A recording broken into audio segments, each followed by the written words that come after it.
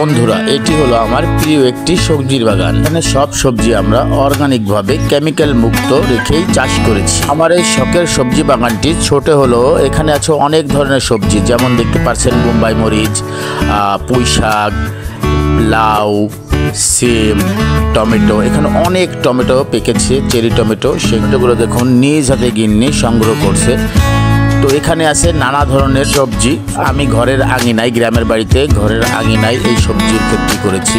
তো আপনারা যদি বাজার থেকে ফরমালিন, মেডিসিন মুক্ত, সার মুক্ত সবজি একদিন হলেও খেতে চান, তাহলে আমার মতন এরকম ট্রাই করবেন। অবশ্যই আপনাদের সবজিগুলো খেতে ভালো লাগবে। এর জন্য আপনাদের বেশি কষ্টের প্রয়োজন নেই। বাজারে অনেক ধরনের সবজির বীজ বা চারা কিনতে পাওয়া যায়। ঘরের আঙিনায় কিংবা ছাদের উপরে আপনারা এই ধরনের সবজি ট্রাই করতে পারেন। বলেছে বন্ধুরা, সার বিষ ছাড়া সবজি হয় না। আমার বাগানে দেখুন কত সুন্দর চেরি টমেটো পেকেছে।